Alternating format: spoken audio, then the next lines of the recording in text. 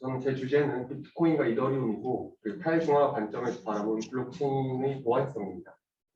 근데 사실은 보안성과 그에 따른 문제점까지 이번에 다루려고 하는데 제가 학부 때 예전에 그 2018년도에 처음에 이제 블록체인의 탈중앙화에 대해서 배웠었는데 정치외교 수업에서 교수님이 나오셔가지고 블록체인 생각보다 위험한 기술일 수 있다. 왜냐하면은 보안 기술 철저하고 탈중앙화이기 때문에 중앙화된 국가로부터 어느 정도 통제가 벗어나기 때문에 어떤 위험성이 도사있는지는 아직도 모른다. 라고 얘기해서 그때부터 관심을 갖고 이 주제에 대해서 공부를 시작하게 됐습니다. 목차는 탈중앙화와 경제성이고 두 번째는 보안, 암호화, 수식으로 조금 이제 정리를 했고요. 세 번째는 그 수식을 토대로 만든 이제 현실에서 어떻게 구동되는지 그리고 그 보안에 따른 위험성, 그 연구 사례 그리고 그 연구 사례에 따른 문제점까지 정리했습니다. 첫 번째는 탈중앙화 경제성입니다.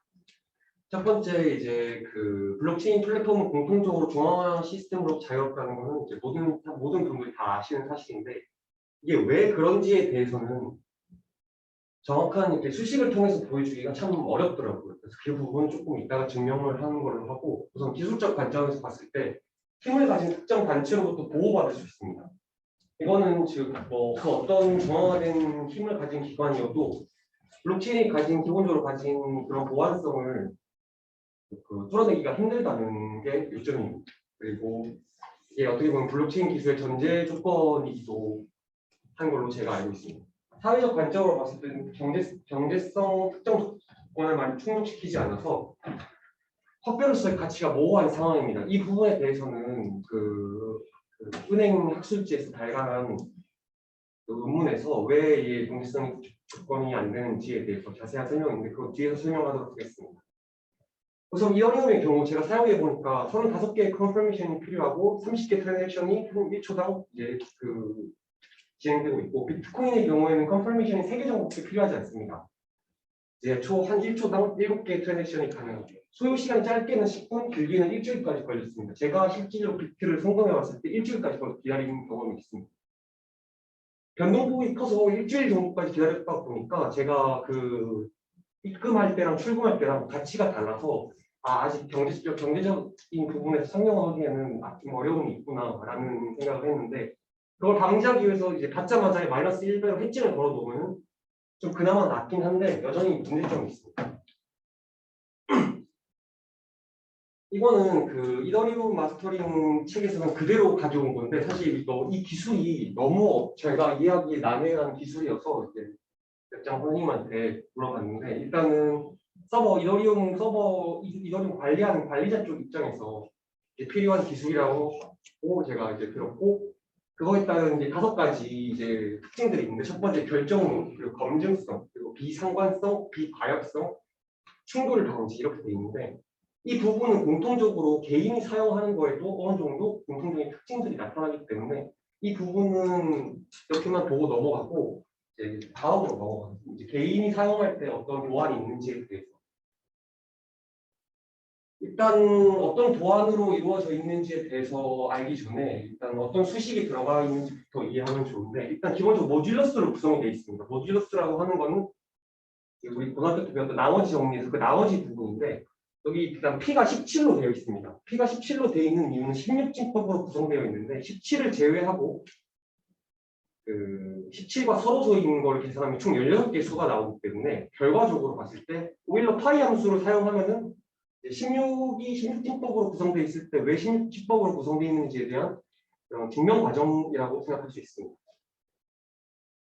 결과적으로 수식을 증명을 하면은 이 부분을 y'이라 두고 이 부분을 x'이라고 뒀을 때 결국 y'과 x'의 값은 자연수이고 1과 16 사이를 넘을 수 없습니다. 이 사이의 값만 이제 x'과 y 값이 결정적으로 도출이 됩니다. 하지만 원래 처음에 x 넣었을 때 y 넣었을 때 값은 너무너무 많아요. 너무너무 많기 때문에 이 값을 통해서 여기 있는 x, y 값을 도출하는 것은 불가합니다. 앞에서 말씀드렸던 비가역성에 어느 정도 또 부합하는 부분이기도 하죠. 그래서 결과적으로 이 책에서 그 개인 키는 공유 키로 변환될 수 있지만 개인 키가 다시 변환될 수 없다. 이는 수학이 한 방향으로 작동하기 때문에 이 세 가지 수식을 통해서 간단하게 증명이 가능합니다. 앞에서 말씀드렸던 그 Y에 대한 검증, 왜 블록체인이 보안이 뛰어난가에 대해서는 이게 제가 지금 공부한 바로는 이게 지금 기초가 되는 걸로 알고 있습니다. 그래서 그걸 바탕으로 이제 그 만든 게 폴드 월렛입니다. 폴드 월렛은 사용해봤는데 오프체인에서도 가능하고 그리고 오프체인 한 걸 나중에 이제 온체인에 등록하는 뭐 라이트페이 같은 것도 가능한데 생각보다 편리하고 그리고 보안성이 굉장히 높은 특징을 갖고 있습니다. 처음 앞에서 이 부분 이 타원 곡선을 활용해서 엔트로피가 하나 이제 생성될 경우 그 개인 키죠. 개인 키가 이렇게 생성이 되는데 이 키는 지갑을 사용하는 입장에서 일단 보이지가 않습니다. 왜냐면은 여기 있는 엔트로피 128비트와 여기 체크 썸에 있는 4비트를 더할 경우 132비트가 나오는데 그거를 12개로 나눕니다. 그럼 12개의 블록들이 이렇게 작은 걸 형성이 되는데 이게 각각 11비트로 구성된 단어들입니다. 그러면 어떻게 되냐? 이런 식으로 나옵니다. 여기 있는 단어들을 기록을 해야 됩니다. 근데 만약에 이 단어를 잊어버리면 어떻게 되냐? 이건 아날로그 코드이기 때문에 개인이 종이에 적어서 갖고 있거나 만약에 잃어버릴 경우에는 그 어떤 누가 와도 어떤 기술자가 와도 절대 찾을 수 없습니다. 이 자산이 영구적으로 소실됩니다. 그래서 위험성이 있는데 첫 번째 개인 키 12개 단어 리스트 잃어버릴 경우 영구적으로 자산이 소실되고 입금 주소 입력에 오타가 있을 경우 영구적으로 자산이 소실됩니다. 동일 체인이 아니라 타 체인으로 입금할 경우 영구적으로도 자산이 소실되는데 이 같은 경우는 예를 들어 바이낸스 지갑에서 그 업비트 지갑으로 코인을 전송할 경우에 바이낸스 체인이 따로 있고 비트코인 체인도 따로 있고 이더 체인도 따로 있습니다. 근데 바이낸스 체인으로 잘못 보낸 경우가 있었는데 영구적으로 자산이 소실되었습니다. 이 부분은 개인에 해당되는 부분인데 나머지 부분은 사회적 이슈가 될 수 있는 부분이라고 생각해서 빨간색으로 넣었는데 탈세, 자금 세탁, 불법 자금 조달해서 사실 너무 쉽게 조금만 알면은 접근할 수 있는 부분이기 때문에 좀 위험하다고 판단을 내렸습니다. 일단 연구 사례에서 그 카이스트 정보보호대학원에서 나온 불법 커뮤니티를 통한 비트코인 거래 추적 방법에 대한 연구 그리고 이거를 읽었는데 일단 첫 번째 논문에서 문제점은 텀블링 그리고 믹서 그리고 메이크 디스턴스에 대한 연구는 제외되었습니다. 그 코인의 거래 기록에 대해서 이걸 숨기는 방법이 보통 세 가지가 있는데요. 믹싱도 있는데 거리를 두는 방법도 있다고 하더라고요. 실제로 저거는 와사비 월렛에서 지금 사용되고 있는 기술이고요. 두 번째는 여기서 이 논문에서 결정적으로 그 언클린 코인을 정해두고 이게 곧 이렇게 나올 거라는 걸 정해두고 이제 입금자를 추적을 했기 때문에 이게 유의미한 연구인가에 대해서는 아직도 저는 의문점이 듭니다. 왜냐하면 블록체인 특성상 지금 이렇게 두는 것은 가역성을 지금 두고 연구를 진행했기 때문에 어느 정도 한계가 있고 그리고 논문에서도 자기 자신들의 그 논문의 한계점을 이 부분에 대해서 명확히 밝힌 부분이 있습니다. 그리고 그 한국금융법학회에서 제가 논문을 찾아봤는데 암호화폐 법적 성격과 규제 개선 방안을 봤는데 모든 부분에 대해서 비트코인을 부정적으로 봐서 결국은 화폐로서의 가치를 가질 수 없다 이렇게 얘기를 합니다. 근데 그거를 그렇게 그냥 가치를 가질 수 없기 때문에 그냥 내버려둬라 할 경우에는 이걸 너무 쉽게 또 악용할 수 있기 때문에 여전히 좀 문제가 발생할 수 있는 요소들이 너무 많다고 생각이 듭니다. 특히 최근에 폰허브 한 1년 전인가 결제 시스템으로 세 가지 비트코인, 이더리움, 라이트코인 그 세 가지를 도입을 했습니다.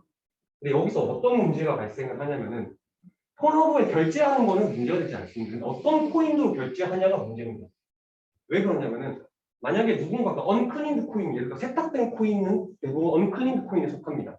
혹은 뭐 테러 자금, 그리고 마약, 그리고 뭐 세금 탈세, 불법 자금 모두 다 언클린드 코인에 속하는데 이걸 가지고 여기에 결제를 할 경우에는 예를 들어 한 뭐 텔레그램이나 아니면 뭐 카카오톡 방을 통해서 사람들을 모읍니다. 이거 폰허버에 대한 수요자에 대한 사람들을 모으고 그 사람들이 그 개인 통장을 그냥 돈을 입금하고 그 원래 더러운 코인을 가지고 있던 사람이 그냥 여기에 결제를 해버리면은 의도치 않게 코인이 믹싱되고 코인이 이제 추적이 어려워지는 현상들이 발생합니다. 결정적으로 또 만약에 본 지갑이 그 개인 실명과 연관되지 않을 경우에 정말 길 가다가 떨어져 있는 지갑을 주우는 거랑 마찬가지인데 지갑을 열어보니까 등록증이 없는 거예요. 그럴 경우에는 찾아볼 어떤 추적도 불가능하고 주인도 없는 지갑에다가 그리고 그걸 돌려줄 수 있는 방안은 없기 때문에 코인이 뭐 보안성이 굉장히 뛰어나지만 그게 굉장히 뛰어나기 때문에 오히려 역으로 이러한 그 자금 세탁 같은 문제점이 발생할 수 있다고 생각합니다. 그래서 제가 공부한 거는 여기까지고요. 이제 그 다음 걸 준비하는 거는 과연 그 미싱 사이트나 텀블 사이트에서 실행하는 알고리즘이나 아니면 미싱을 하는 방식에 대해서 패턴이나 혹은 뭐 모델 같은 걸 뽑아낼 수 있다면은 그거를 어떻게 이상 거래에 이제 넣을 수 있는지에 대해서 좀 더 연구를 한번 진행해 볼 생각입니다. 여기까지 하겠습니다.